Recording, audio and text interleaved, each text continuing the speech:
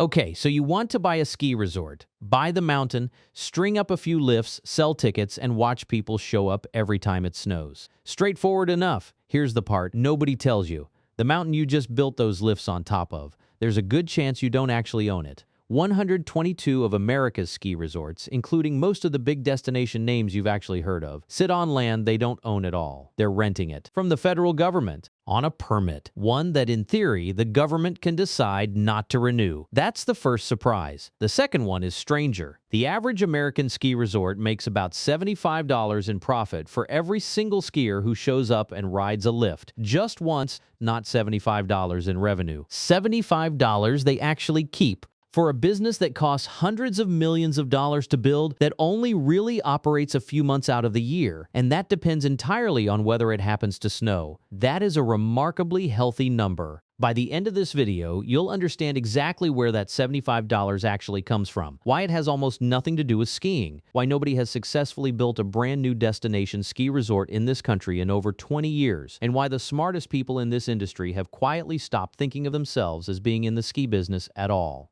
Let's start with what it costs to get in, because building one from scratch is basically off the table. The last serious attempt was Tamarack Resort in Idaho, which opened in 2004 on state land specifically to dodge the federal permitting process. It went bankrupt by 2009. A bank foreclosed on one of its chairlifts. That tells you almost everything you need to know about how forgiving this business is to a new entrant. A single chairlift alone runs $2 to $12 million. A high-speed detachable lift that can carry 8 people at once, the kind flagship resorts install to cut lift lines, can run past $20 million for one lift. Then there's snow, or rather, the fact that you frequently can't rely on it falling from the sky. Snowmaking equipment costs $500,000 to $5 million just to install, using snow guns that individually run up to $35,000 apiece, plus pipelines, pumps, and water storage. Then you pay to actually run it. $500,000 to $3.5 million every single season in water, electricity, and labor, just so there's something to ski on in a warm November. Add lodges, grooming machines, ski patrol, parking, insurance, and permitting review. That can take years before you're allowed to cut a single new trail. And total operating costs for a mid-sized resort can run past $15 million a year before you've made $1 of profit. So in practice, nobody builds a ski resort anymore. You buy one that already exists. Buying one isn't cheap either. A modest local hill with a handful of lifts and a couple hundred acres can change hands for somewhere between $2 million and $20 million, depending on how much of that snowmaking and lift infrastructure is already in the ground. A destination resort with real expansion rights and a base village attached is a different conversation entirely, often running into the hundreds of millions once you account for the surrounding land. This is exactly why the last 2 decades have been defined by consolidation instead of construction. A small handful of large companies have spent that time buying up the independent resorts that were struggling to afford their own snowmaking bills, folding them into a single nationwide pass. And what you're actually buying in either case isn't really the skiing. Here's the strange part about the product itself. The lift ticket, the thing the entire business is named after, functions less like a product and more like a cover charge. It gets a person through the gate and up the mountain. Raw, undeveloped ski terrain by itself is worth somewhere between $1,000 and $5,000 an acre. The same acre sitting at the base of a resort, ringed by chairlifts and lodges, can be worth $50,000 to $250,000 once it's zoned for hotels and condos. The mountain isn't the business. The mountain is what makes the land next to it worth 50 times more. And the ticket itself is priced almost like a decoy. A single walk-up day ticket at a flagship resort can run past $330. A season pass covering dozens of resorts across an entire continent can be bought for around $1,089. Months in advance, before a single storm has been forecast. Ski more than about 4 or 5 days in a season, and the math obviously favors buying wholesale instead of retail. That gap isn't an accident, it's the entire strategy. The eye-watering walk-up price exists mainly to make the season pass look like a bargain, which is exactly what pushes casual skiers into paying the resort up front for a whole winter's worth of visits they may or may not actually take. Now we get to the question that actually matters. Where does the money come from? Take the biggest publicly traded operator in the country, which owns 37 resorts across North America. In its most recent fiscal year, it pulled in $2.96 billion in total revenue and kept $280 million of it as profit, up 21% from the year before, even as the actual number of people skiing at its resorts went down. Lift and pass revenue alone was $1.5 billion. Skiing lessons brought in $305 million. Restaurants and bars on the mountain brought in $228 million. Hotels and rentals brought in $336 million. And every single one of those categories carries a far fatter margin than the lift ticket itself, the same way a gas station's coffee carries a fatter margin than its gasoline. You don't get rich selling access to a mountain. You get rich selling everything a person buys once they're already stuck there for a week with nowhere else to spend their money. There are really only two of these season pass ecosystems left that matter in North America, and between them they now cover the overwhelming majority of major destination skiing on the continent. Buy a resort today, and you're not simply deciding how to run your mountain. You're deciding whether to compete against those two conglomerates on your own or hand over a cut of your own gate revenue to join one of their passes in exchange for their marketing budget and their millions of pre-committed skiers showing up on your snow.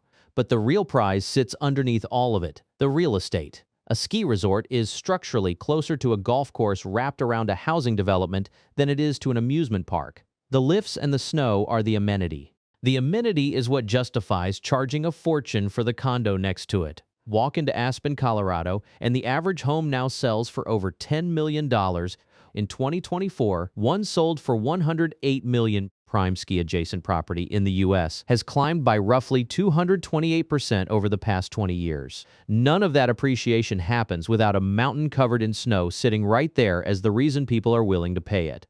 Step back for a second because that $75 number from the start still hasn't fully made sense yet, and neither has the land question. Here's the part that breaks people's brains. Most big resorts now sell the majority of their lift access before the season even starts, through a season pass at a locked-in price months before anyone knows whether it's going to snow at all. That single mechanic quietly turned a weather-dependent seasonal business into something closer to a subscription company. The resort gets paid whether or not it ever snows. The customer absorbs that risk instead. And as for the land underneath the whole operation, in one recent year, the fees that ski resorts paid the federal government for permission to operate on national forest land added up to more money than timber and every other paid recreational use of the national forest system combined. Skiing is the single most valuable thing happening on federal forest land in America, and the resorts running it don't own an acre of the mountain itself. That arrangement is also exactly what makes the business fragile. A permit can come with new conditions attached, it can be renegotiated, environmental review alone can take years and kill a proposed expansion